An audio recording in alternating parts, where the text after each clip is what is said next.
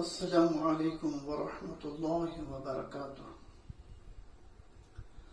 نحمده ونسلم علی رسوله الکریم وعلى آلہ واصحابہ واہل بیتہ اجمعین اما بعد۔ محترم حضرات،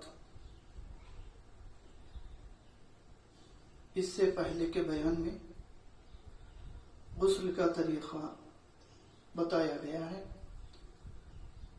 آج کا موضوع بھی غسل سے تعلق رکھتا ہے۔ غسل کن صورتوں میں فرض ہوتا ہے، غسل کن چیزوں سے فرض ہوتا ہے، جس کو موجبات غسل بھی کہتے ہیں، وہ 5 ہیں۔ 5 صورتوں میں غسل فرض ہوتا ہے۔ پہلا، شہوت کے ساتھ حالت بیداری میں، شہوت کے ساتھ منی کا جسم سے خارج ہونا، جسم سے باہر نکلنا، اس سے غسل فرض ہو جاتا ہے۔ اس کی وجہ کچھ بھی ہو، غلط خیالات، غلط سوچ، غیر ضروری چیزیں، بے شرمی بے حیا کی چیزیں دیکھنے کی وجہ سے ہو، اور کچھ بھی ہو، حالت بیداری میں شہوت کے ساتھ منی کا جسم سے خارج ہو جانا، جسم سے باہر نکل جانے سے غسل فرض ہوتا ہے۔ بعض وقت، بعض صورتوں میں غسل فرض نہیں ہوتا منی کے جسم سے باہر نکلنے کے باوجود۔ وہ صورتیں یہ ہیں: اگر کوئی اونچائی سے نیچے گر گیا، گرنے کی وجہ سے منی کے قطرے باہر نکل گئے، تو بھی غسل فرض نہیں ہوتا۔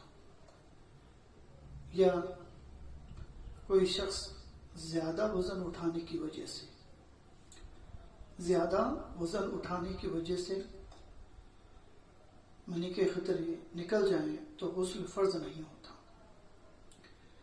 یا کسی کو سخت صدمہ اور تکلیف پہنچے، اس کی وجہ سے اگر منی کے قطرے باہر نکل جائیں جسم سے تو غسل فرض نہیں ہوتا۔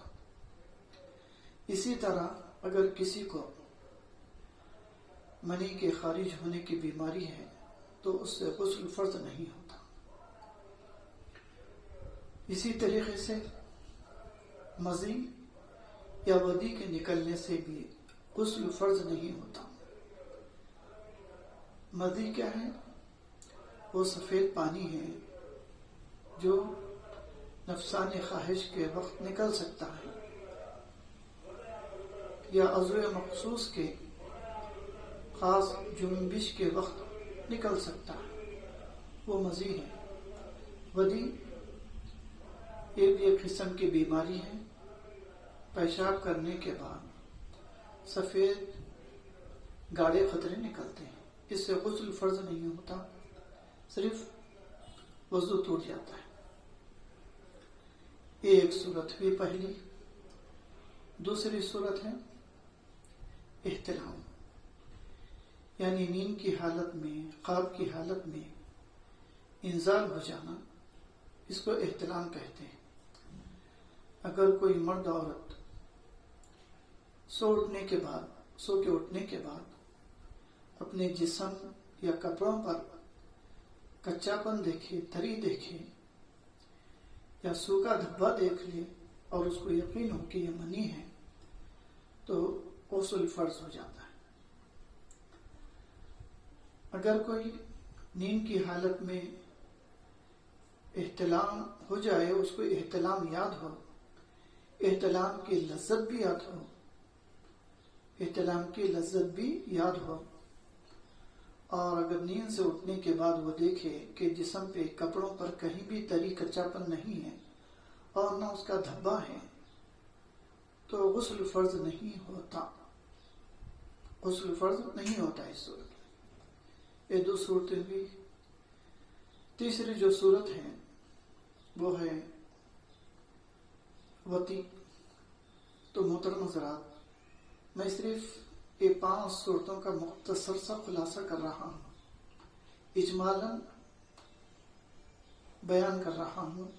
اگر آپ اس کی مکمل تشریح دیکھنا چاہیں گے تو بہترین کتاب مسائل کی یہ ہے اہل خدمات شرعیہ، جامع نظامیہ حیدرآباد، جو عظیم جامعہ ہے وہاں سے چھپی ہوئی ہے۔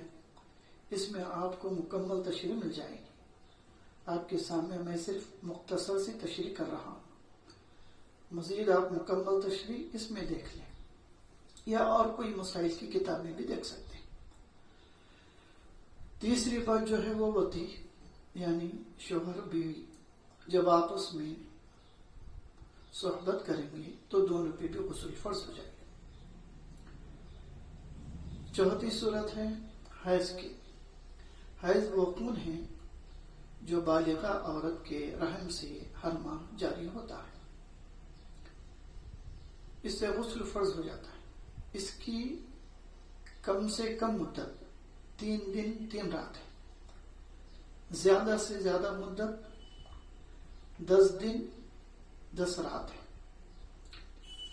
اور 2 حیضوں کے درمیان جو پاکی کا جو وقت ہے، مدت ہے، وہ کم سے کم 15 دن ہے۔ اس کے بعد 5ویں چیز ہے نفاس۔